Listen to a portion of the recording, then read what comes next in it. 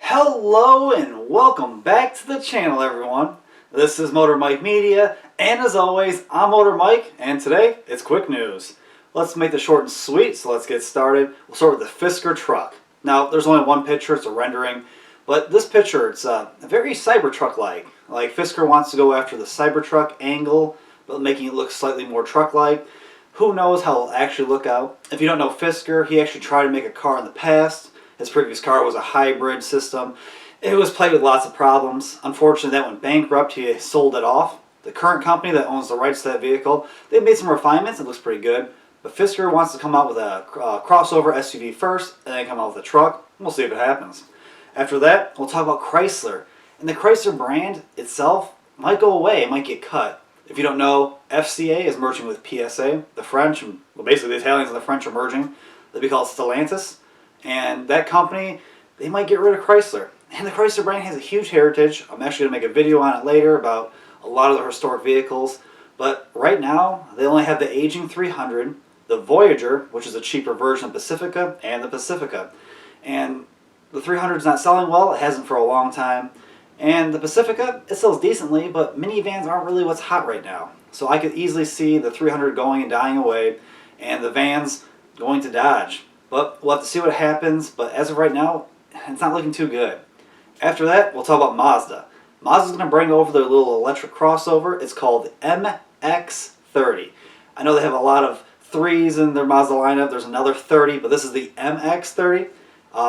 When it comes here to America, there's going to be an all-electric version. That one has a little tiny battery. It makes about 141 horsepower and about 195 pound-feet of torque. The range is only about 130 miles. Which isn't too bad. We don't know pricing yet. It's supposed to be a relatively affordable one. It is a small crossover. We'll quickly talk about the styling. The front end, it's that nice Mazda design. It looks very premium while having still an aggressive look. The side profile, it kind of looks like every other crossover. Nothing truly stands out other than you might wonder about the door situation. Well, it's a clam door situation. You have a regular door, and to get to the back you actually have to open the front door first, and then you can open that clam door.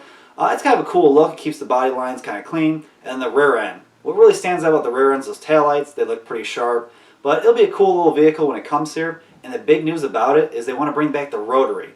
And I love the rotary engine. I talked about it in my top 10 dream cars, how I love the Mazda rotary engine. MX-7 is one of my favorite cars of all time. Or the RX-7, I'm sorry. But it's cool that they're going to bring that here as a range extender. Maybe possibly we'll see another cool car, sports car with that engine, but who knows. After that, we got to talk about the electric Jeeps. We already know about the 4xe for the Jeep Wrangler that's built in Ohio. But what they want to do, or FCA wants to do I should say, is they want to build the rest of their electric vehicles, the small Renegade, the little Fiats, and as well as Alfa Romeos, they'll be built in Poland. So they won't be built here and they won't be built in Italy. They're going to be built there instead, but at least we have the Wrangler built here in America. After that, we got to talk about the Ford Expedition. Now the Expedition is a large, full-size people mover, and what they want to do is bring the XL and STX models here to the regular people.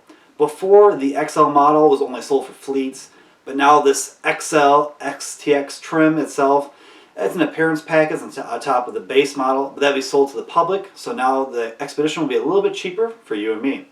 That basically rounds everything up I wanted to talk about. But as always, guys, if you want to and you haven't already, check out my channel. I keep trying to give you guys more and more content. We talk about sedans, trucks, crossovers, and SUVs, combustion engines, and EVs. A little bit of everything. And please, like, comment, subscribe. Hit that notification bell. That way you guys can stay up to date with the latest and greatest from my channel. And as always, I truly, truly appreciate you guys for watching. And I'll see you all in the next one.